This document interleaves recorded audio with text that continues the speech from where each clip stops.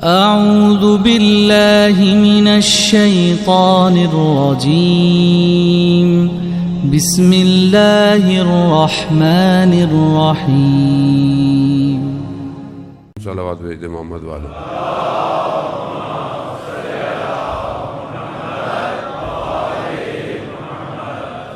عزاداران سید الشہداء ماہ محرم الحرام کے آخری چند ایام ہیں، اور یہ عزاداری اور یہ پرسہ اسی طرح خدا ہمیں بھی زندگی دے کے کرتے رہیں اور آپ بھی اسی طرح سنتے رہیں. ذکر الہی ہے. یہی دنیا نہ سمجھ پائی کہ امام حسین کا ذکر کسی شخصیت کا ذکر نہیں ہے، بلکہ یہ ذکر الہی ہے، کیونکہ امام حسین نے شعار الہی کے لیے کربلا پہنچا تھے، اور شعار کو زندہ رکھنا ہمارے لیے ضروری ہے. ہم جب یہ علم نکالتے ہیں تو اصل میں یہ اسلام کی بقا کا علم ہے، نہ کہ کسی ایک گروہ یا فرقے کا علم.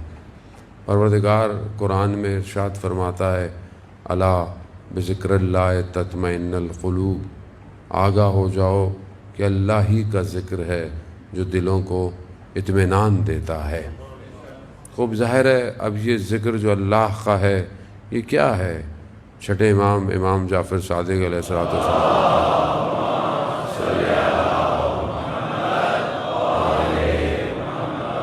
امام فرماتے ہیں نحن ذکر اللہ، ہم اللہ کا ذکر ہیں، یعنی ہمارا ہی ذکر ہے جو اطمینان دلائے گا.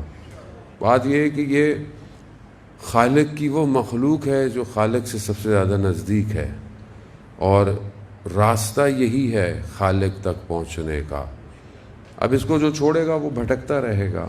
وہ خدا محتاج نہیں ہے کسی کا. خدا قرآن میں کہتا ہے انتم الفقراء الی اللہ، تم سب محتاج ہو. خدا تو غنی ہے، لیکن خدا نے خود ایک نظام بنایا ہے دنیا کا، کائنات کا ایک نظام ہے. دنیا گھوم رہی ہے، اپنے گرد بھی گھومتی ہے، سورج کے گرد بھی گھومتی ہے. اب آپ بولیں گے کیوں گھومتی ہے، رک کیوں نہیں جاتی؟ وہ بھی اللہ کا نظام ہے. سورج جو ہے وہ مشرق سے نکلے گا، مغرب میں غروب ہو جائے گا. وہ بھی اللہ کا نظام ہے.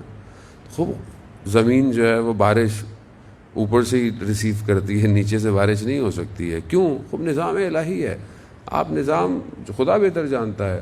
خوب یہ خدا کا نظام ہے کہ اس نے اپنے بندوں کو بھیجا، اپنے منتخب بندوں کو بھیجا. کیوں؟ خوب انسان کی ہدایت کرے، کیونکہ خوب انسان خدا کی مخلوق ہے. خدا جانتا ہے کہ مجھے اپنی مخلوق کی ہدایت کیسے کرنی ہے. اب اس میں آپ ناراض ہوں، اس کو کیوں بھیجا، اس کو کیوں بھیجا، تو یہ میرے آپ کی ناراضگی کے لیے نہیں ہے.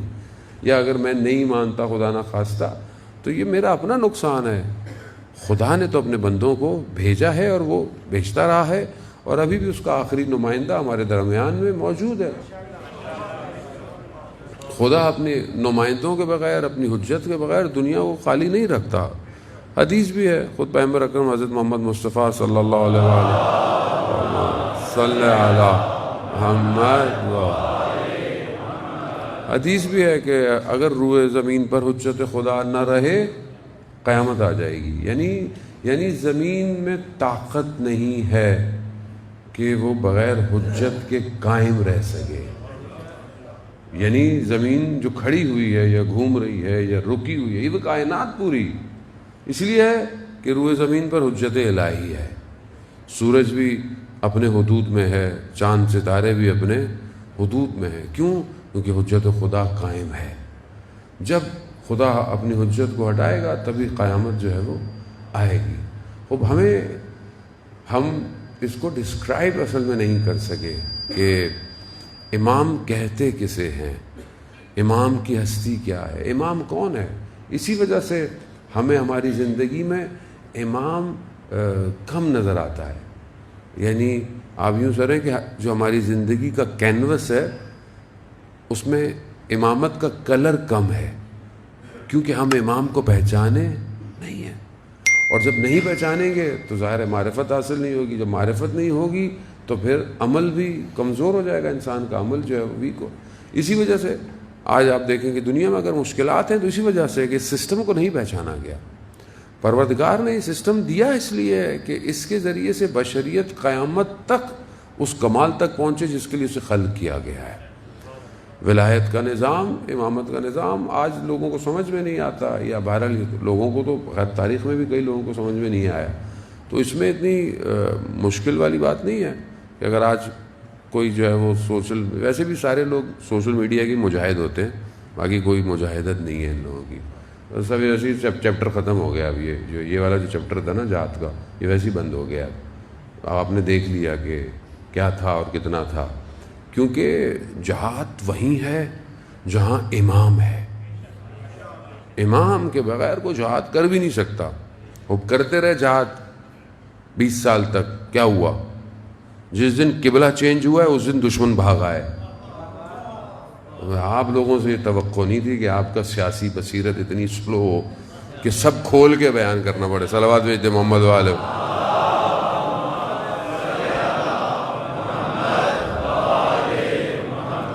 عزیزان محترم کو سمجھنے کی کوشش کریں آپ، کیونکہ اصل کانسیپٹ ہی نہیں ہے۔ جان دینا کوئی کمال تھوڑی ہوتا ہے، امام کے راستے پر جان دینا آپ کی جان کو کمال پہ لے کے جاتا ہے۔ اور نہ تو لوگ تاریخ میں پتہ نہیں کتنے مرتے رہے، لیکن جو امام کے گرد گھوم کر مرے آج آپ انہیں سلام کرتے ہیں۔ کیوں؟ کیونکہ امام کو پہچان گئے تھے۔ جو آج امام کو پہچان گئے ہیں آپ ان کے سامنے دیکھیں، آج بھی وہ پرواز کر رہے ہیں، اگر زندہ ہیں تو بھی پابند ہیں، اور اگر دنیا چلے گئے ہیں تو مرے تھوڑی ہیں کوئی، وہ بھی زندہ ہے۔ خود قرآن کہہ رہا ہے کہ تم گمان نہ کرو کہ جو اللہ کی راہ میں مارے جائیں وہ مردہ ہیں۔ اصل امام کو پہچاننا ہے۔ ہماری بھی غلطیاں ہیں، ہمارے بھی قصور ہیں، ہم نے بھی لوگوں کو امامت صحیح طرح نہیں پڑھائی۔ ہم امام اگر سمجھا دیتے کہ امامت کی کتنی ضرورت ہے تو میرے خیال میں لوگ بھی اتنا ہی اس چیز کو سمجھتے۔ ہم نے بھی اپنی درسگاہوں سے، جو اصل درسگاہ ہے کربلا درسگاہ ہے، ہم نے بھی خاص طور پہ ہمارے خطے نے اس کو ایک عجیب رنگ دے دیا، جس کی وجہ سے کئی سال پہلے سے جب کہا جاتا تھا کہ یہ چیزیں نقصان دہ ہیں، اس وقت ہماری سمجھ میں نہیں آتی تھی۔ اب جب سوشل میڈیا نے اتنا ہنگامہ مچا دیا اور آپ کے گرد و نواحوں کی چھوٹے چھوٹے ویڈیو کلپ لوگوں کو دکھایا، بولا یہ ہے مذہب، تو اب آپ خود ڈیفینڈ نہیں کر پاتے اس کا، کیونکہ وہ اصل ہے ہی نہیں۔ اصل جو آپ کے پاس ہے وہ وہی ہے جو اساس ہے۔ عزیزان محترم، حوضہ نجف اور حوضہ قم، وہ زحمتیں ان کی ہیں۔ وہ زحمت ہے کہ جہاں علماء نے اتنی زحمتیں کی۔ سید علی قاضی طباطبائی رضوان اللہ تعالیٰ علیہ بتاتے ہیں کہ جب میں نجف آیا تو میں نے مولا کے حرم کے پاس کھڑا ہوا تھا اور دیکھا کہ ایک طالب علم جس کو میں دیکھتا رہتا تھا لنگڑاتا ہوا چل رہا ہے، یعنی بدن کا توازن بیلنس نہیں ہے۔ تو میں نے کہا کہ اس کو کیا ہو گیا؟ میں نے تو اس کو چند دن پہلے دیکھا تھا۔ تو وہ جو بیچنے والا اسٹریٹ سیلر ہوتا ہے، جو دکان آپ ہی جائیں حرم کے آس پاس لوگ بیٹھے ہوتے ہیں، اس میں بیٹھا ہوا کوئی، اس بیچنے والے نے سوچیں آپ نجف کو سمجھے نجف ہے کیا؟ وہ بیچنے والا کہتا ہے کہ یہ وہاں سے آ رہا ہے جہاں حمام بنتے ہیں۔ حمام کون ہے؟ خطبہ حمام، نہج البلاغہ خطبہ حمام یعنی خطبہ متقین، کہ جو امام نے ایک شخص کو متقین کی صفات بتائی تھی، اس شخص کا نام تھا حمام۔ وہ صفتیں سنی اس نے اور اس کا انتقال ہو گیا تھا۔ دکان والا جو سڑک پہ بیٹھا وہ کیا کہہ رہا ہے؟ اس نے خطبے کی عبارت پڑھی، یہ ہے نجف کے سڑک پہ بیچنے والا، نہج البلاغہ کی عبارتیں اسے یاد ہیں۔ وہ کہتا ہے کہ یہ وہاں سے آ رہا ہے جہاں حمام بنتے ہیں۔ بولا کہاں سے آ رہا ہے؟ کہا ملا کلی حسین ہمدانی کے درس سے۔ وہ درس ایسا کہ جس نے 300 ولیوں کو بنایا ہے، طالب علم نہیں بنائے۔ آپ کے 2-4 طالب علم بن جائیں بندہ خوش ہوتا ہے، ہمارا مدرسہ ولی بنائے، ولی الزمان بنائے، وہاں سے آ رہا ہے۔ درس ایسا ہوتا تھا، خوف الہی ایسا کہ بدن کی ہڈیاں ٹیڑھی ہو جاتی تھیں اور کچھ دیر لگتی تھی بدن اپنی جگہ پہ واپس آتا تھا۔ یہاں کیوں؟ انا مدینۃ العلم وعلی بابها، میں علم کا شہر ہوں اور علی اس کا دروازہ ہے. خود دروازے سے آؤ تو ایسا علم ملے گا. شیخ مقدس اردبیلی کو کسی عالم نے خواب میں دیکھا. مقدس اردبیلی آپ جانتے ہیں امام زمانہ سے ملاقاتیں ہیں. امام زمانہ رات کی تاریکی میں وضو کر رہے ہیں, کنویں میں پانی کے لیے بالٹی ڈالی ہے, پانی ڈالا, پانی نہیں آیا, ہیرے جواہرات آئے. شیخ مقدس کہتے ہیں پروردگار مجھے تو وضو کے لیے پانی چاہیے, مجھے ہیرے جواہرات نہیں چاہیے, واپس بھیج دیا. عالم کہتا ہے کہ میں نے خواب میں دیکھا کہ مولا متقیان کے حرم کے صحن میں سے نور کی حالت میں بلند ہو رہے ہیں. تو میں نے پوچھا کہ شیخ یہ سب کہاں سے ملا؟ تو زری کی طرف اشارہ کیا امام کی, کہا سب کچھ یہیں سے ملتا ہے. خب باب علم ہے, علم یہاں سے نہیں ملے گا تو کہاں سے ملے گا؟ لیکن بات یہ ہے کہ علم حاصل کیا جائے تب کی بات ہے نا. جب آپ دروازے کے باہر کھڑے ہو کے واہ واہ کرتے رہیں گے دروازہ بہت اچھا ہے, دروازے کی لکڑی بہت اچھی ہے, دروازے پہ جو ہے وہ ہیرے جواہرات لگے ہوئے ہیں, اندر آ ہی نہیں رہے آپ, اور قوم واہ واہ کرتی رہی کئی سال سے باہر کھڑے ہو کے, اندر نہیں آ رہی. رسول کہہ رہے ہیں انا مدینۃ العلم, میں ہوں شہر, علی دروازہ ہے, دروازے سے اندر آؤ. ہم اندر ہی نہیں آ رہے. جب ہم نہیں سمجھیں گے تو ہم دنیا کو کیا سمجھائیں گے؟ آپ مجھے بتائیں نا. قصور تو ہمارا اپنا ہے اس میں, لوگوں کا قصور تھوڑی ہے اس میں. ہم نے خود زندگی میں نہج البلاغہ کتنی دفعہ پڑھی؟ میں اپنے آپ کو کہہ رہا ہوں, آپ کو نہیں کہہ رہا, خدا نخواستہ.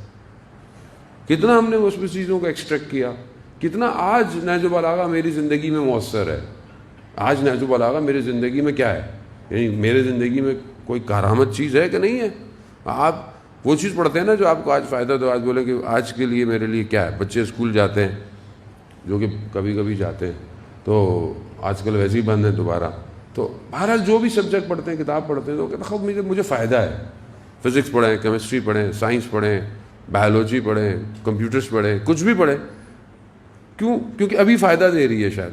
اگر وہ چیز جو آج آپ کو فائدہ نہیں دے رہی ہے کل آپ کو فائدہ آپ کر رہے ہیں تو یوز لیس ہے, میں اپنا ٹائم ضائع کر رہا ہوں. ایسی چیز پڑھنی نہیں چاہیے آدمی کو. خوب اب آج کی زندگی کے اندر نہج البلاغہ کا کیا کردار ہونا چاہیے میری زندگی میں؟ اب یہ کیسے پتہ چلے گا کہ آج کی زندگی میں نہج البلاغہ کیا کرو؟ نہج البلاغہ کھولیں گے تو پتہ چلے گا. کبھی والد نے نہیں کھولی تو بچہ کیا کھولے گا؟ آپ تو کہ بیٹا نہج البلاغہ پڑھو, کیسے پڑھے وہ؟ پہلی بات تو ہر کسی گھر میں نہج البلاغہ ہو, کسی نے تحفے میں دے دی ہو تو ایک الگ بات ہے. خود تو خریدی جاتی نہیں ہم سے, کون خریدے گا؟ اب یہ خود سوالیہ نشان ہے ظاہر محترم. پھر آپ بولتے ہیں جی بس سوشل میڈیا پہ ولایت کا ڈیفینڈ کرو. خدا آپ بھی زبانی مجاہد ہیں بس خالی. ولایت جب اندر اتر جائے تو پھر کسی کی مجال تھوڑی آپ کو کچھ کہتا رہے. مگر آپ نے حدیث نہیں سنی؟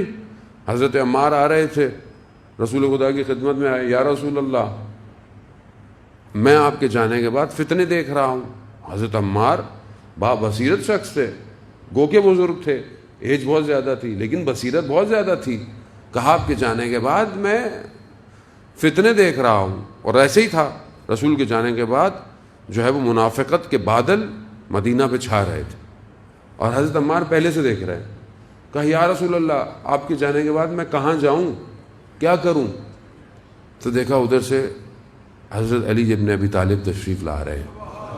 اللہم صلی علی محمد حضرت علی تشریف لا رہے ہیں.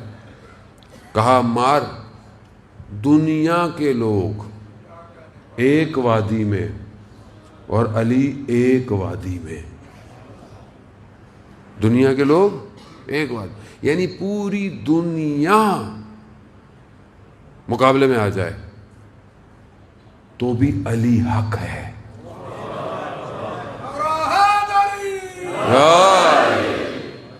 اسی لیے یہ جو حدیث ہے نا کہ اما المال حق و حق المال عمار, وہ اس وجہ سے ہے. کیوں؟ کیونکہ حضرت عمار کہیں جا ہی نہیں سکتے سوائے علی کے. تو حضرت علی جہاں جہاں جائیں گے حق جو ہے وہ وہیں. علامہ امینی کا مشہور واقعہ ہے, آپ کے اذان علی کو معطر کرنے کے لیے علامہ امینی نے دیکھا کہ بغداد کا ایک پروفیسر ہے اور ہے دوسرے فرقے سے تعلق رکھتا ہے لیکن امام علی پر کتاب لکھ رہا ہے. تو انہوں نے کہا کہ میں جاتا ہوں کہیں کچھ غلطی نہ لکھ دے کیونکہ کتاب چھپ جائے گی. ان کے گھر میں گئے, جیسے گھر میں داخل ہوئے تو گھر والے بڑے خوش ہوئے, بڑا گھروں میں سے اہل خانہ سے خوشی کی آواز آئی. انہوں نے خیر چلے گئے, بیٹھے, اس سے سوال کیا کیا لکھ رہے ہو, کیا لکھ رہے ہو, مناقب لکھ رہے ہو یعنی فضائل لکھ رہے ہو. اس نے بولا وہ کیا ہوتے ہیں؟ کہا کہ یہی علی المال حق و حق مال علی, یعنی علی حق کے ساتھ ہے اور حق. کہا یہ تو حضرت عمار کے لیے بھی ہے, یہ کو حضرت علی کی فضیلت تو نہیں ہے. کہا نہیں, حدیث کا اگلا حصہ دونوں کا الگ ہے. حضرت عمار کے لیے یہ ہے کہ حق جہاں جہاں ہوگا عمار وہاں وہاں جائیں گے, لیکن حضرت علی کے لیے ایسا نہیں ہے. کہا ہے کہ علی جہاں جہاں جائے گا حق وہاں وہاں جائے گا.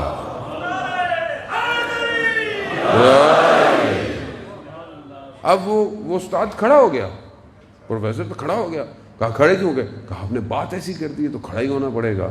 خیر جب علامہ امینی کو یقین ہو گیا کہ اب یہ صحیح لکھے گا تو اڑ گئے. تو کہا کہ جب میں آپ کے گھر آیا تھا تو آپ کے اہل خانہ سے نا خوشی کی آواز آئی, یعنی کچھ خوشی. کہا میری ایک بیٹی بیمار ہے, اور جیسے جو ہمارے کوئی مولانا آتے ہیں تو وہ ایک دعا لکھ کے دیتے ہیں, تو تھوڑی دیر تک وہ میری بیٹی ٹھیک ہو جاتی ہے. تو وہ بھی یہ سمجھے کہ شاید کوئی ہمارے مولانا آئے ہیں, تو اسی وجہ سے. کہا کہ اگر میں کچھ لکھ کے دے دوں؟ تو کہا ہاں کوئی مسئلہ نہیں ہے. کہا میں نے جو ہے وہ لکھا کچھ اور دے دیا. کہا بعد میں مجھے خبر ملی کہ بچی بالکل ہی ٹھیک ہو گئی, بالکل ہی. تو مجھ سے پوچھا کسی نے کہ بھائی آپ نے کیا لکھ کے دیا تھا؟ کہا میں نے تو کچھ بھی نہیں لکھا, صرف علی لکھا تھا.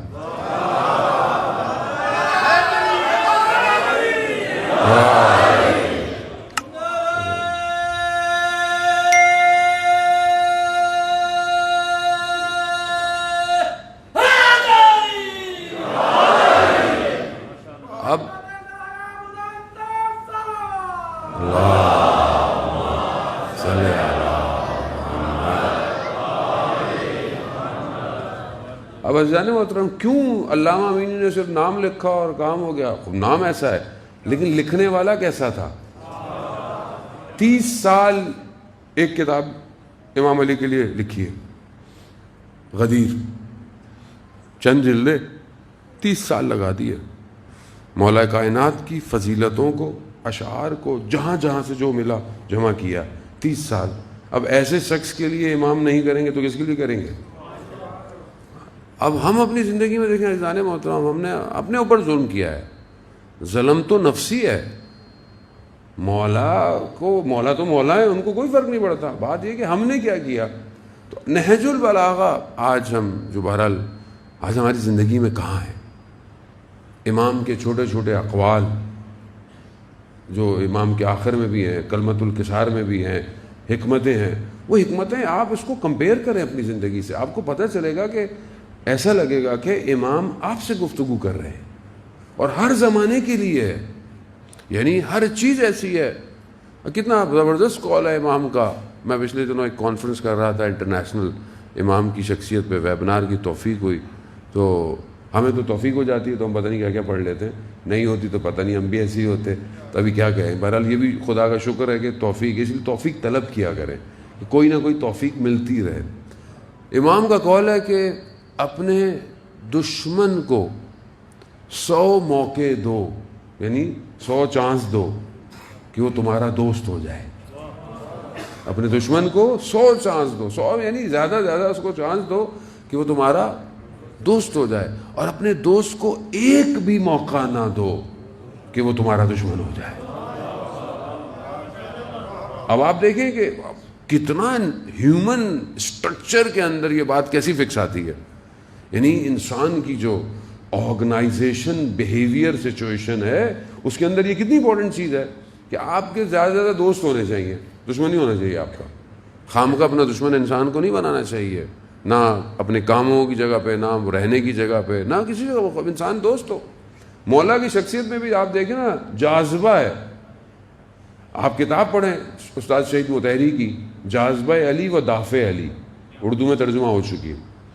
آپ دیکھیں کہ امام کیسے جذب کرتے ہیں. امام کی شخصیت میں جو جاذبہ ہے وہ کیسا ہے کہ ہر کوئی جذب ہو رہا ہے, ہر شخص جذب ہوا ہے مولا کی ہستی کے اندر, چاہے وہ امام کو مانتے بھی نہیں ہو. آج آپ دیکھیں کہ جو لوگ مسلمان نہیں بھی ہیں, کرسچن ہیں, مسیح ہیں, میں خود ایک ابھی جو پاپ ہے جرداق مسیح تو ظاہر ہے اس کو تو انتقال ہو گیا، اور کرسچن تھا لبنان کا رہنے والا، جس نے زندگی میں 200 دفعہ نہج البلاغہ پڑھی تھی۔ آپ خود سوچیں کہ جس کی بہت فیمس بک ہے وائس آف ہیومن جسٹس، اس کی کتاب ہے۔ ابھی بھی جو آج کے زمانے کا جرداق مسیح ہے، میں نے اس کے ساتھ ایک پروگرام کیا، یعنی اتنی ڈیپ سٹڈی نہج البلاغہ کے اوپر، وہ مذہب کوئی اور ہے لیکن امام کی شخصیت ایسی ہے کہ جذب کا۔ آپ بتائیں طول تاریخ میں کون سی ایسی شخصیت ہے صدر اسلام سے لے کر آج تک کہ جسے دوسرے مذہب اٹریکٹ ہوئے ہو؟ مجھے بتائیں آپ۔ اب آپ اپنے لیے تو لیفٹ رائٹ کر کے چیزیں بنا لیں گے، کچھ بھی کر لیں گے، آپ دوسروں کو کہاں سے قائل کریں گے؟ آپ اپنی طرف سے تو چیزیں بنا لیں، راوی بھی بنا لیں، کچھ بھی کر لیں، لیکن آپ ایسی شخصیت پیدا کیسے کریں گے؟ آیت اللہ مظاہری اپنی کتاب جہاد بالنفس میں لکھتے ہیں کہ مولا متقیان کا کام کیا تھا؟ کنویں کھودنا پانی کے اور لوگوں میں تقسیم کر دینا۔ خوب کیوں؟ لوگوں کو فائدہ ہو۔ رسول خدا کی حدیث بھی ہے کہ تم میں سے بہترین شخص وہ ہے جو دوسروں کو فائدہ دے، دوسروں کو فائدہ دے۔ رسول اب مولا کائنات کنویں کھودتے تھے، لوگوں کو دے دیتے تھے۔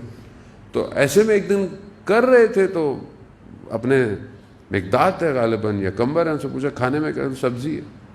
بیٹھے دھونے والے سبزی کے لیے، جو کھانا لقمہ کھایا انہوں نے، اور کہا کہ تعجب ہوتا ہے اس لقمے کی خاطر لوگ حرام کام کرتے ہیں۔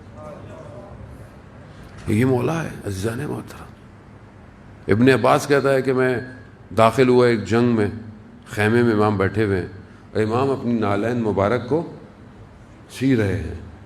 ابن عباس کہتا ہے کہ میں عرب کے بڑے بڑے سرداروں کو لے کر آیا ہوں آپ سے ملانے کے لیے، اور آپ بیٹھے ہوئے یہ کیا کام کر رہے ہیں؟ امام نے اسی کو ہی اس کی طرف پھینکا، کہا کہ میرے نزدیک اس حکومت کی حیثیت اس نالین کے پچھلے حصے کی طرح ہے۔ علی کو حکومت نہیں چاہیے، علی کو کیا حکومت؟ حضرت علی نے، یہی تو وجہ تھی خلیفہ شام کے میدان دربار میں جب وہ ایک خاتون بھی گئی تھی جس کے جانوروں کو لے گیا تھا، اس نے کیا کہا تھا جا کر کہ جس دن وہ شخص زمین پہ سویا ہے دنیا کی عدالت بھی سو گئی، عدالت سو گئی۔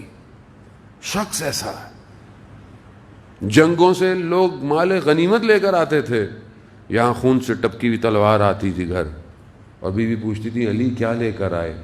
کہا اللہ کی رضا، اللہ کی رضا لے کر آیا۔ خوب یہ امام ہے عزیزان محترم، مگر یہ امام ہماری زندگی میں کہاں ہے؟ اور جب آپ کی زندگی میں نہیں ہے تو آپ بس آپ دیکھیں، کسی شخصیت کو اگر آپ کو ڈسکرائب کرنا ہے نا، اس کی چیزوں کو بیان کریں لوگوں کو۔ آپ جب امام کی گفتگو بتائیں گے لوگوں کو، بیان کریں گے، تو لوگ خود میں امام سے محبت کریں گے۔ آپ اگر جب بتائیں گے ہی نہیں تو مجھے دیکھ کر تھوڑی وہ امام سے محبت کریں گے۔ آپ جب کالا امام علی بیان کریں گے کہ ابھی میں مجبور ہوں، بہرحال میں تیاری کچھ اور کر کے آیا تھا، یہ بہرحال میں کسی اور طرف، لیکن حالات ایسے ہیں تو مجھے بولنا پڑ رہا ہے۔ لیکن بہرحال میری ٹاپک وہی تھا کہ کربلا کے اندر جو مقابل والوں کی صفات تھیں، انشاءاللہ آخر میں اسی کو بیان کروں گا کہ وہ کون سی چیزیں ہیں کہ جو سامنے والوں میں تھیں جو آج ہمارے اندر نہیں ہونی چاہیے۔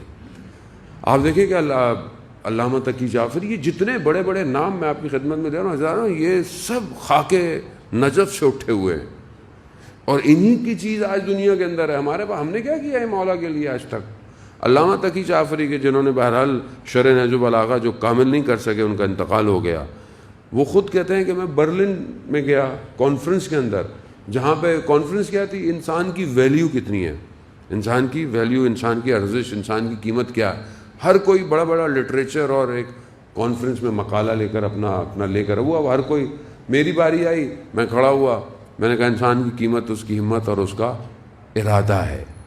اگر اس کا ہمت اور ارادہ 2 کمرے کا فلیٹ ہے تو اس کی قیمت ہی یہی ہے۔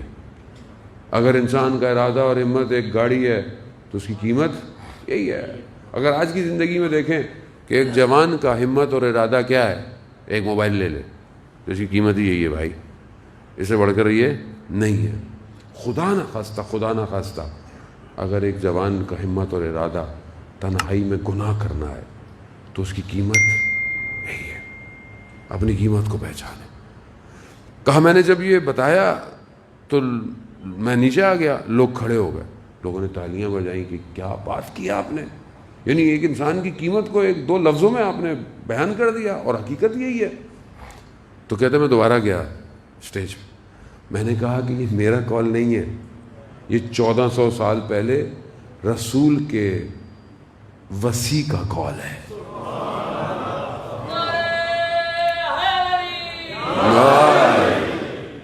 اب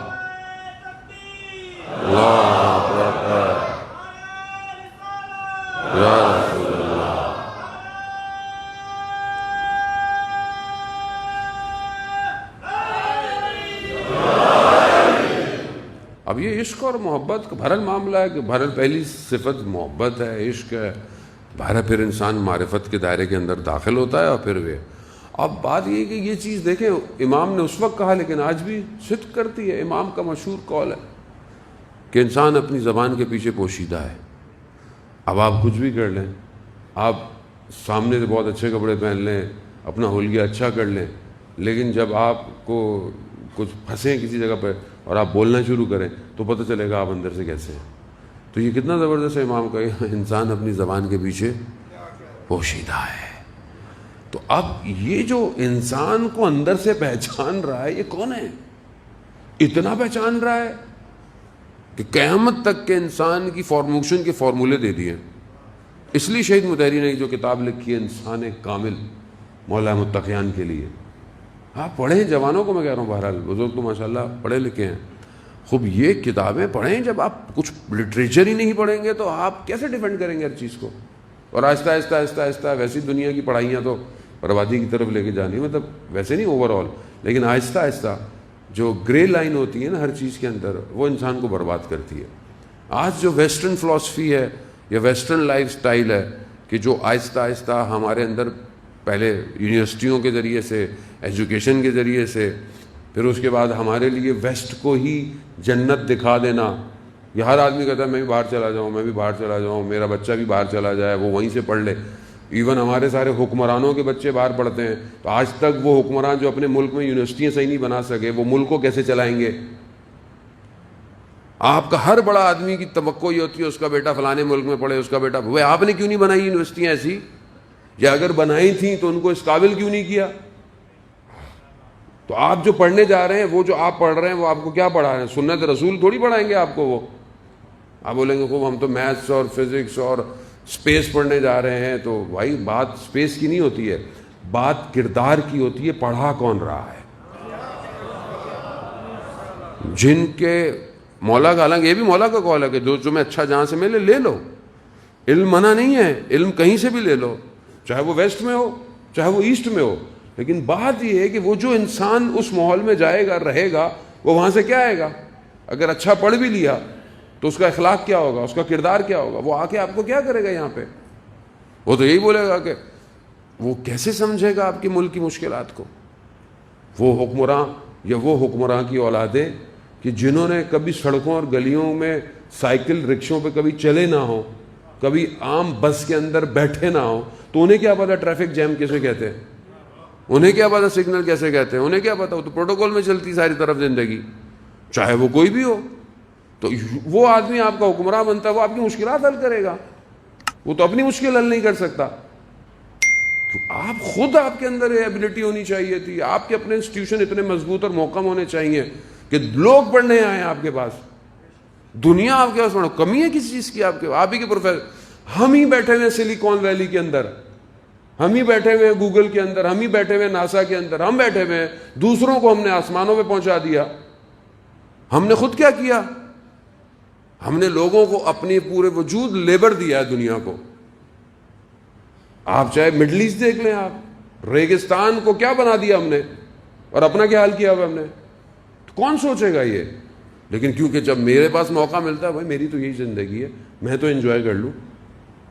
تو ایسے تو پھر پیٹریوٹزم نہیں ہوتا, ایسے تو لوگ ملک کے وفادار نہیں ہوتے. عزیزان محترم, ملک کا وفادار تو وہی ہوتا ہے جو اپنے ملک کے لیے اپنی جان کو دیتا ہے. پہلی شرط اسلام ہے, مسلمان ہیں آپ. تو یہ ہم جب اپنے مکتب سے ہی وفادار نہیں ہے تو دوسروں کیا وفاداری کریں گے؟ تو ان کو سمجھیں, یہ 5th پلر پینیٹریشن ہوتی ہے. میں بہت زیادہ بول بھی نہیں سکتا البتہ ان ساری باتوں پہ. لیکن آپ خود سمجھنے کی کوشش کریں کہ یہ کون اس پورے دھاروں کو صحیح کرے گا؟ کوئی تو صحیح کرے گا. تو جب آپ اپنی اصل تعلیمات سے دور ہوں گے نا تو آپ کو کچھ نظر نہیں آنا. پھر جب آپ قرآن و نہج و بلاغہ سے دور ہوں گے تو آپ کو سب اچھا ہی لگ رہا ہوگا، باقی یہ ساری چیزیں تو آپ کو عجیب سی لگیں کہ مولانا پتہ نہیں کیا سنانے چلاتے رہتے ہیں روزہ میں. تو سمجھے ان ریزنوں کو. بہرحال کربلا ہر دنیا کے لیے، ہر زمانے کے لیے اپنے اندر درس رکھتی ہے. کربلا کے اندر جو ایک اور جو سامنے والوں کے اندر ایک رذائل پائے جاتے تھے وہ منافقت ہے. یعنی انسان ظاہر میں کچھ اور ہوتا ہے اور باطن میں کچھ اور ہوتا ہے. اب یہ جو ظاہر ہے یہ دیکھنے میں ہے. حضرت علی علیہ الصلوۃ والسلام نے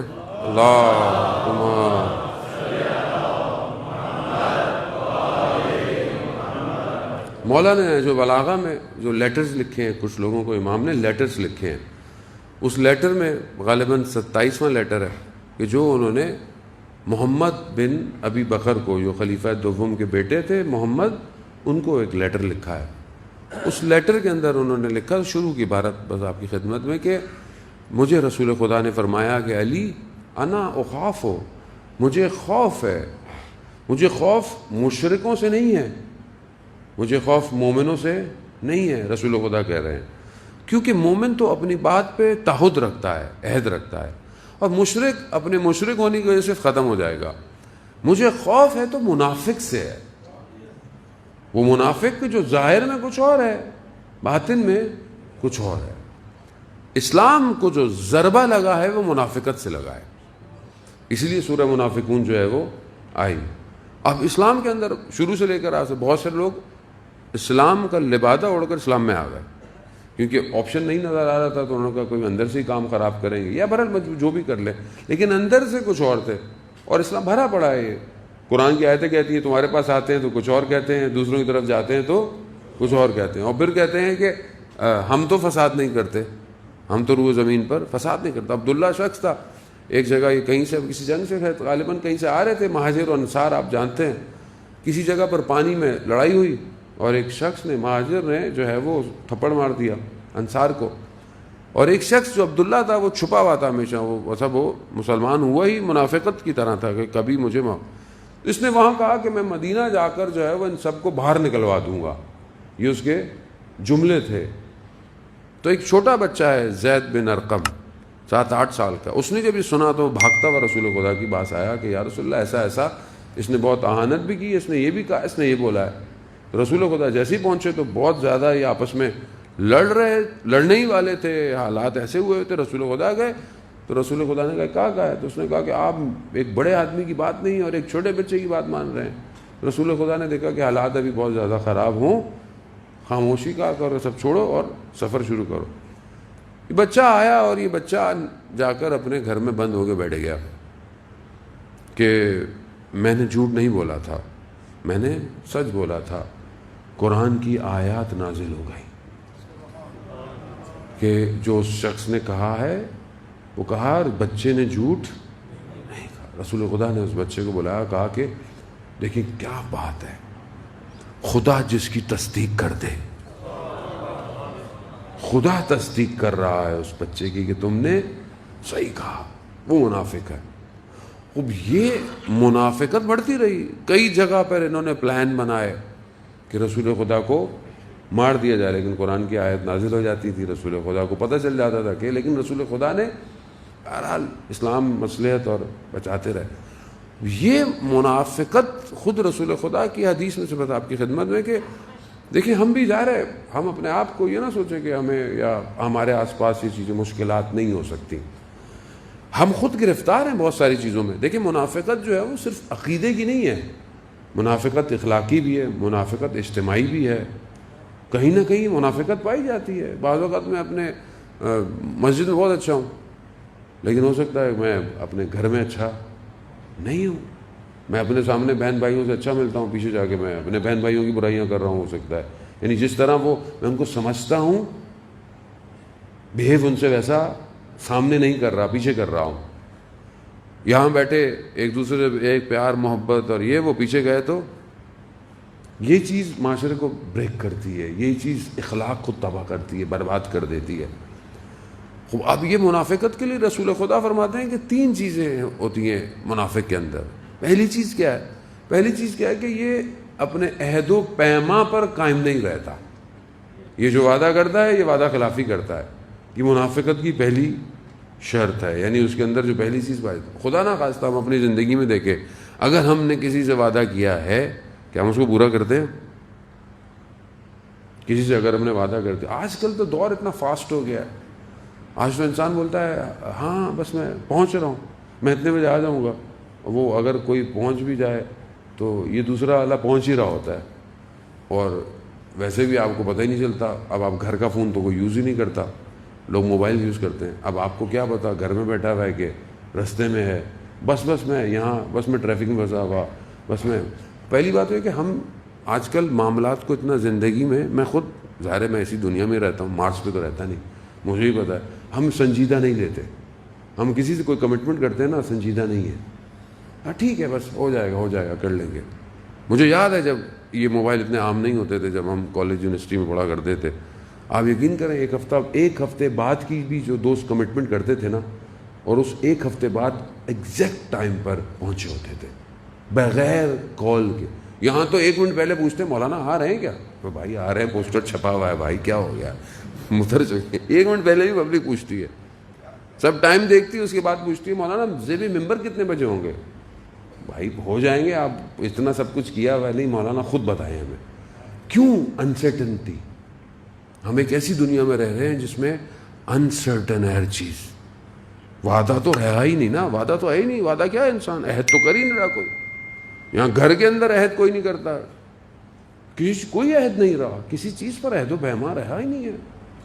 ہم خود ایک منافقت کی فضا کے اندر زندہ ہیں کہ آپ تصور نہیں کر سکتے، اور بہت زیادہ ہم مشکلات کا شکار۔ یہی چیز انسان کے باطن کو ہٹ کرتی ہے۔ جب انسان کا باطن مشکل میں آ جائے تو پھر آپ کیسے آگے کی طرف بڑھیں گے؟ سر سجدے میں ہے لیکن دل کہیں اور ہے، دل کہیں اور ہے، انسان کا قلب کہیں اور ہے۔ خوب اس کو دور کرے، انسان بہرحال پریکٹس سے کرنا پڑتا ہے، انسان بغیر پریکٹس کے زیادہ نہیں کر سکتا۔ دوسری چیز جو منافق کی جو خصوصیتیں ہیں، آپ یوں کہہ لیں کہ احادیث کی روشنی میں، یہ امانت دار نہیں ہے۔ اس کو امانت دیں، یہ امین نہیں ہے۔ ہمارے اندر کوئی دے دے کوئی امانت تو یہ کہہ کے استعمال کر لیتا، بھائی کیا ہو گیا، اس کو پتا ہے ہم دوست ہیں ہمارے، امانت ہے استعمال کر لو۔ نہیں ہے جناب، تم امین ہے۔ اگر کوئی امانت دے رہا ہے، چاہے ظاہری چیز ہو چاہے کوئی ہو، بہرحال اس کو آپ نے امانت دینا ہے، چاہے وہ بھائی نے کیوں نہ دی ہو، چاہے وہ گھر والوں نے کیوں نہ دی ہو۔ تو وہ خیر اب تو خیر بہرحال مجھے نہیں پتا، ہاسٹل کا ٹائم میں فریج میں کوئی چیز رکھے تو اگر لکھ بھی دو تو بھی یہ کیا کہ استعمال کرتا نہیں، یہ تو سب حلال ہی ہے، سب ایک جیسے ہیں، سب کے لیے کیا مسئلہ ہے۔ تو یہاں امانت آپ کیسے، اور امانت صرف مادی نہیں ہے۔ میں سمجھتا ہوں جس دور میں ہم زندہ ہیں اس دور میں مادی امانت کوئی نہیں، اس ٹائم پہ ساری امانتیں دوسری ہیں۔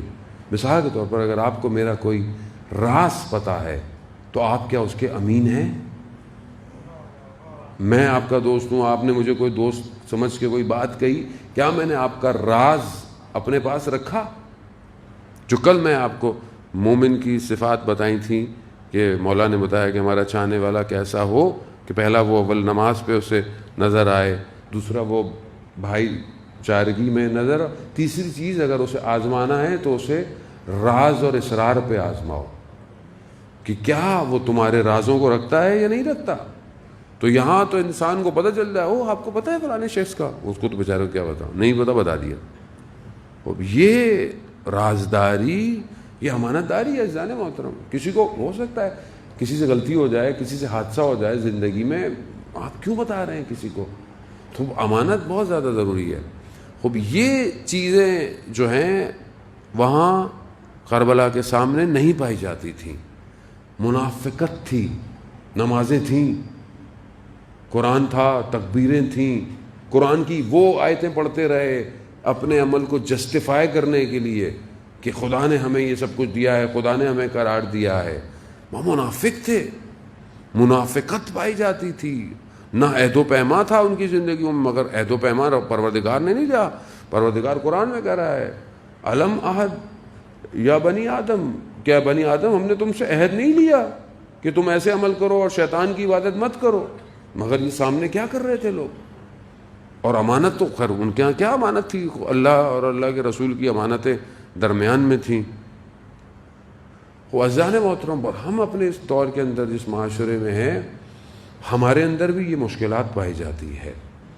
لیکن اب آہستہ آہستہ جتنا وقت ظہور کے نزدیک ہوتا جا رہا ہے اتنا گریل ایریا کم ہو رہا ہے. یعنی بلیک اور وائٹ دو ہی چیزیں، حق اور باطل، تیسرا کچھ نہیں ہے. یہ تیسرا جو ہے نا یہ منافقت ہے کہ میں ادھر بھی ہوں میں ادھر بھی ہوں. بھائی ادھر ادھر نہیں ہے، یا ادھر ہو جاؤ یا ادھر ہو جاؤ.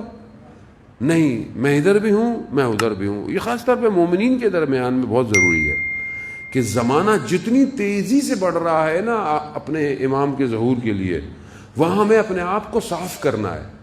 خدا نہ خواستہ اگر ہم دیکھیں ہم جس طرف ہوئے اور ظہور کے ٹائم پر ہم اسی طرف گریں گے. اب یاد رکھیے گا، اگر حق کی طرف رہے تو پھر حق کی طرف جھکیں گے، کیونکہ زمانہ آخری چیک کر رہا ہے. روایت ہے امام جعفر صادق علیہ السلام، اللہم صلی علی محمد، روایت ہے امام فرماتے ہیں کہ آخری زمانے میں ایسا غرب گوار یعنی ایسی چھاننی جو ہے وہ سادہ زبان میں چھانا جائے گا، اتنا یعنی اٹھا پٹخا جائے گا کہ خالص نکالا جائے باہر، خالص نکالا جائے. اب کچھ ہوگا تو باہر نکلے گا. روح بھی جب نکلتی ہے نا بدن سے تو بیان ہوتا ہے کہ روح جب بدن سے نکلتی ہے تو اب زندگی میں انسان جتنا دنیا کی طرف ہوتا ہے نا تو بدن اس کی روح کو کھینچتا ہے، یعنی اس کو پرواز کرنے نہیں دیتا. اگر وہ اپنی زندگی میں آخرت کی طرف رہتا ہے تو اس کی روح بڑے آرام سے پرواز کر جاتی ہے. لیکن اگر وہ مادے میں، دنیا میں، شہرت میں، شہوت میں، جگہ میں، مقام میں، مال میں مصروف رہتا ہے تو اس کا بدن اس کی روح کو کھینچتا ہے. اور یہ کھینچنا کہتے ہیں کئی عرصے تک چلتا رہتا ہے. آسان نہیں ہے روح کا بدن سے نکلنا، بہت تکلیف دہ عمل ہے.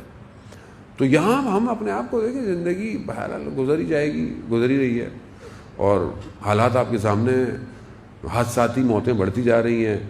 وبا جو ہے وہ بہت تیزی سے جو ہے وہ لوگ واقعاً جو ہے وہ کم عمر لوگ دنیا سے جاتے جا رہے ہیں. کل بھی میں نے آپ کو بتایا بہت جوان طالب علم جو ہے وہ چلے گئے. آج بھی میں نے فون کیا تو پتہ چلا میرے ہمسائے تھے، بالکل دیوار سے دیوار لگی ہوئی، 1 مہینہ مریض رہے اور ان کا 1 ہفتہ پہلے انتقال ہو گیا. خدا ان کی مغفرت فرمائے. خوب آخری زمانہ ہے جانے وہ، ہم اور آپ کس خوش فہمی میں کہ ہم مریں گے نہیں کیا؟ ہمیں کیا پتا، ہم نیچے ابھی میں نیچے ممبر سے اتروں میری سانس ختم ہو جائے.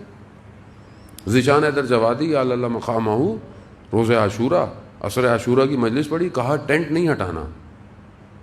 جانتے تھے کہ تھوڑی دیر بعد میں انتقال ہو جائے گا. وہی ٹینٹ کھڑے رہے.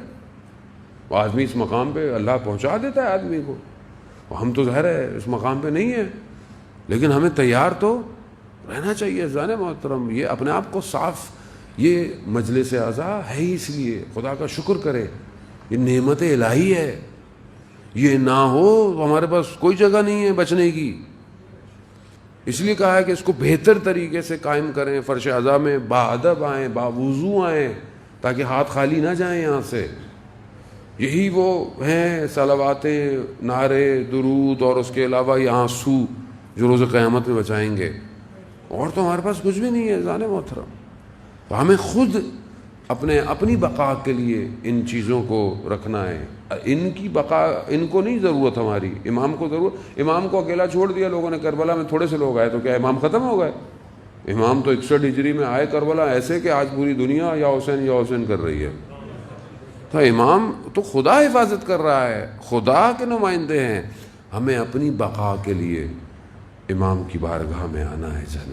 جوان ہے، اپنی جوانی کی قدر کریں، یہ پھر نہیں آئے گی.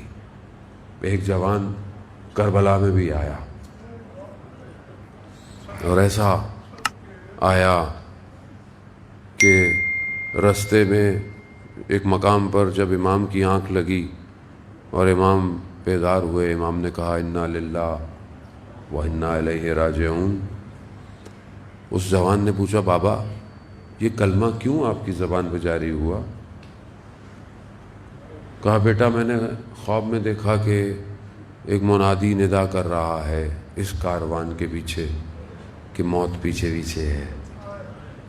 کہا بابا کیا ہم حق پہ نہیں ہیں؟ کہا نہیں علی اکبر، ہم حق پہ ہیں۔ تو بابا کیا فرق پڑتا ہے موت ہم پہ آ پڑے یا ہم موت پہ جا پڑے؟ آپ معرفت نہیں سمجھ سکے علی اکبر کی۔ عزیزان محترم، ہمارے استاد آیت اللہ تحریری کہتے ہیں کہ حضرت علی اکبر کا مقام بہت بلند ہے، بہت بلند۔ یعنی جو شخص اس حالت میں کہ جب روح بدن میں ہے، سینے پہ برچھی لگی ہوئی ہے، اپنے بابا کے رخساروں کو اپنے رخسار پہ محسوس کر رہا ہے، آنکھ ذرا سی کھلی ہوئی ہے، یہی کہا امام حسین کو، یعنی ابھی روح نکلی نہیں ہے، کہا کہ بابا میں دیکھ رہا ہوں جد رسول خدا اور مولا کائنات جام کوثر لے کر میری طرف آ رہے ہیں۔ یہ بہت بڑا مقام ہے عزیزان محترم، بہت بڑا مقام، جناب علی اکبر بہت بڑا مقام، شبیہ پیغمبر ہے۔ امام حسین علیہ السلام فرماتے ہیں کہ جب ہمارا دل چاہتا تھا نانا کی زیارت کریں تو ہم علی اکبر کو دیکھتے تھے، اور جب ہمارا دل چاہتا تھا کہ ہم اپنے نانا کی آواز سنیں تو ہم علی اکبر کی آواز سنتے تھے۔ کہا دیوار کے اس طرف اگر علی اکبر گفتگو کر رہے ہوتے تھے تو ہمیں ایسے لگتا تھا کہ ہمارے نانا گفتگو کر رہے ہیں۔ خوب خدا نے، کیونکہ امام حسین کو بہت محبت تھی اپنے جد سے، رسول خدا کے فرزند تھے۔ امام حسن امام حسین رسول خدا کے فرزند ہیں، اسی لیے قرآن کی آیات جو مبالغہ کی ابناءنا ابناؤکم کہ تم اپنے بیٹوں کو لے کر آؤ، ہم اپنے بیٹوں کو لے کر آئے، حسن حسین کو لے کر آئے، یہ بیٹے تھے رسول کے، ان کو بھی بہت محبت تھی اپنے نانا سے۔ یہ تو وہی جانتے ہیں جب مدینہ چھوڑا ہے نا امام حسین نے، بہت گریہ کیا ہے، آسان نہیں تھا امام حسین کے لیے مدینہ چھوڑنا، لیکن ایک نشانی دی گئی کہ دیکھو ہماری یاد آئے تو علی اکبر ہے نا تمہارے پاس، علی اکبر کو دیکھنا، گھر میں علی اکبر ہے، خوبصورت جوان ہے، کہتے ہیں کہ نقاب لگا کر رکھتا ہے، اللہ اکبر۔ اور علی اکبر کی پرورش حضرت زینب کر رہی ہے۔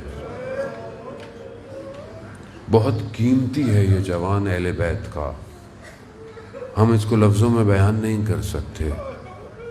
جب بھی اس راستے پہ مدینہ سے کربلا، جب بھی اہل حرم کو کوئی پریشانی ہوتی تھی تو حضرت علی اکبر کو بھیجا جاتا تھا۔ کیوں؟ کیونکہ اہل حرم علی اکبر کی بات مان جاتے تھے، اللہ اکبر۔ مگر کربلا کے ہر پھول کو کربلا میں سمیٹنا تھا۔ یہ جوان بھی اپنی اذان سے روز عاشورہ کی صبح کر رہا ہے۔ آج بھی کتنے جوان علی اکبر کی اذان دیتے ہیں نا روز عاشورہ، اللہ اکبر۔ آخری اذان ہے یہ علی اکبر، آخری۔ امام حسین بھی آخری دفعہ اپنے بیٹے کی اذان سن رہے ہیں۔ ہاں، امام صادق علیہ السلام فرماتے ہیں کہ جوان یعنی بیٹا روبرو خوبرو جوان جو ہوتا ہے، یہ بہترین لذتوں میں سے ایک لذت ہے باپ کے لیے، کہ اس کا بیٹا جوان ہو اور کامیاب ہو جائے، یعنی یہ باپ کے لیے بہترین لذت ہے۔ یہ خدا آپ کے جوانوں کی حفاظت کرے، کو سلامت رکھے۔ لیکن امام فرماتے ہیں کہ سب سے سخت ترین اور مصیبت اور مشکل ترین جو مصیبت ہے نا، وہ یہ ہے کہ جوان آپ کے سامنے کامیاب ہو اور مر جائے، مر جائے۔ اللہ اکبر۔ عالم دین کہتے ہیں میں کربلا میں تھا، میں نے دیکھا ایک شخص ذریعے امام حسین سے چپکتا تھا اور کہتا تھا کہ مجھے بیٹا دے، مجھے بیٹا دے، اور جب مجھے بیٹا ملے تو وہ جوان ہو، اور پھر جوان ہو اس کے بعد مر جائے۔ کہا میں تعجب کرتا تھا یہ کیسی دعا مانگتا ہے۔ ایک دن مجھے پتہ چلا اس کا بیٹا ہوا، پھر دیکھا بڑا ہو رہا ہے، پھر ایک دن بازار میں مجھے آواز آئی اس کا بیٹا مر گیا۔ میں بہت تیزی سے پہنچا، میں نے جا کے دیکھوں کہ ہے کیا۔ دیکھا تو وہ اپنے بیٹے کے جنازے پہ گرا پڑا ہے اور کہہ رہا ہے کہ مولا میں دیکھنا چاہتا تھا کہ جب جوان مرتا ہے تو آدمی کھڑا کیسے ہوتا ہے، میرے تو گھٹنوں میں جان نہیں ہے۔ اللہ، ہاں زیادہ نا آسان نہیں ہے جوان۔ جب حضرت حر کا بیٹا جنگ میں شہید ہوا تو اس سے پہلے کہ حضرت حر پہنچتے امام حسین پہنچ گئے اور کہا کہ حر تم کیا کر رہے ہو؟ کہا مولا، کہا شریعت میں۔ اللہ، امام شریعت کا پاسدار ہے، کہا شریعت میں باپ کے لیے جنازہ اٹھانا مکروہ ہے۔ اب میں کیا کہوں حضرت حر، آپ ہوتے جب ایک بیٹا گرا ہے۔ اللہ اکبر۔ عزاداران محترم، حضرت علی اکبر نے اجازت لی، علی کا پوتا ہے، عباس کا شاگرد ہے، گئے، لڑی جنگ، دشمن کو بہت دشمنوں کو جہنم واصل کیا، اور پھر درمیان جنگ میں پلٹے۔ کہا بابا یہ لباس کی شدت یعنی گرمی، لوہے کا لباس ہے، اور پیاس کی شدت مارے دیتی ہے۔ اگر بابا تھوڑا سا پانی مل جاتا نا تو میں بتاتا کہ جنگ کسے کہتے ہیں، مگر آپ اپنے دل پہ ہاتھ رکھ کے اس بات کی گواہی دیں۔ حضرت علی اکبر کو پتہ نہیں تھا کہ پانی نہیں ہے، پھر کیوں آئے؟ اللہ، علماء کہتے ہیں باپ بیٹے کی محبت ایسی تھی کچھ جو چھوڑ نہیں رہی تھی۔ بہرحال آپ کے بھی جوان بیٹے ہوں گے، آپ اس محبت کو مجھے نہیں پتا کیسے دیکھتے ہیں، باپ بیٹے کی محبت، اور وہ بھی امام حسین اور حضرت علی اکبر کی محبت۔ بعض مقاتل کہتے ہیں کہ امام حسین نے اپنی زبان کو، امام حسین کی زبان حضرت علی اکبر کی زبان میں نا امام حسین نے اپنی زبان کو رکھا، حضرت علی اکبر نے چیخ ماری، کہا بابا آپ کی زبان تو میری زبان سے بھی زیادہ، اب یہ تو خدا جانتا ہے، پانی تو چند دن سے بند تھا، یہ سیدہ کا بیٹا کب سے پیاسا تھا، یہ تو خدا جانتا ہے کہ حسین کب سے پیاسا ہے۔ اللہ اکبر۔ کہا علی اکبر بیٹا جاؤ، اب واپس نہیں آنا علی اکبر۔ اللہ اکبر، جاؤ بیٹا علی اکبر، دیر ہو جائے گی۔ کس طرح امام حسین نے حضرت علی اکبر کو بھیجا یہ امام حسین جانتے ہیں۔ بس میں تو مقتل کے چند جملے آپ کی خدمت میں عرض کرتا ہوں کہ جب حضرت علی اکبر جا رہے تھے تو امام حسین نے صرف یہی کہا، علی اکبر جتنا ممکن ہو سکے، علی اکبر